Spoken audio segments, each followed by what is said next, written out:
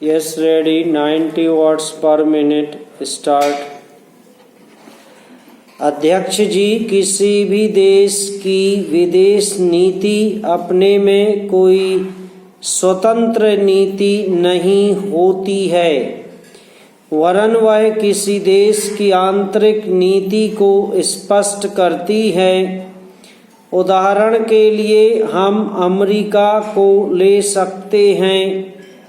उसने अपने यहाँ अधिक अन्न पैदा किया और जब उसके पास अनाज फालतू बच गया, तब वह अपने बकाया अनाज की बिक्री के लिए ऐसे देशों की तलाश करने लगा जो उधार पर माल ले सकते हों। किंतु हमारी आंतरिक नीति ने यह तय किया कि खर्चीले ढंग से सरकार चलाएंगे और स्वदेशी मुद्रा की कोई राशि हमारे पास नहीं बचेगी। हमने टैक्स भी लगा दिए और मुद्रा प्रसार भी कर दिया। कुछ संकट पड़ने के बाद इस बात की जरूरत को नहीं समझा कि उस पैसे का कहीं अन्यत्र उपयोग कर सकें। पैरा। श्रीमान, मुझे माननीय प्रधानमंत्री जी के इस कथन पर दुख होता है कि दुनिया के अमीर और गरीब देशों का फर्क लगातार बढ़ता जा रहा है। मैं उनसे यह पूछना चाहती हूँ कि भारत की विदेश नीति ने उस फर्क को घटाने की क्या कोशिश की है? क्या भारत सरकार ने कभी दुनिया की पंचायत में यह कहने की हिम्मत की है कि बालिग मताधिकार के आधार पर यूएनओ का चुनाव होकर एक संसद बनाई जाए?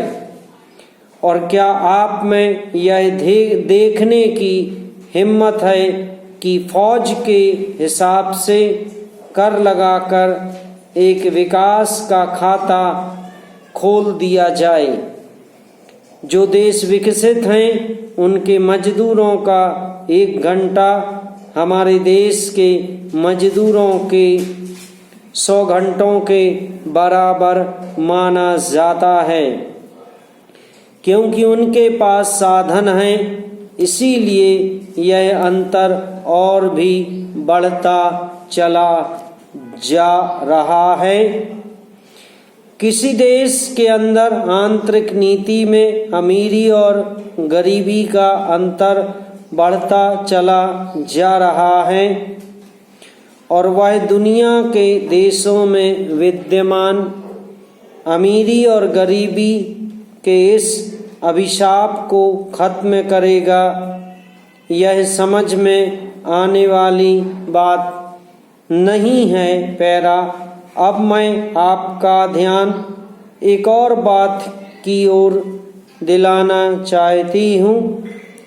पूर्वी जर्मनी को मान्यता देते हमें परेशानी होती है, इसलिए कि शायद पश्चिमी जर्मनी को बुरा लगे, लेकिन पश्चिमी जर्मनी ने तो अपनी रक्षा का भार दूसरों पर छोड़ दिया है। उसने अपनी पूरी शक्ति इस बात पर लगा दी है कि अधिक से अधिक उत्पादन किया जाए। आपने जो समय दिया उसके लिए मैं आभार प्रदर्शन करता हूँ और आपका धन्यवाद करता हूँ। पैरा। अध्यक्ष जी, जिस समय पाकिस्तान ने भारत पर हमला किया था, उस समय उन्होंने देश की रक्षा के लिए महत्वपूर्ण कार्य किया था। इसके साथ ही मैं मंत्री महोदय को यह भी याद दिलाना चाहता हूँ। समाप्त।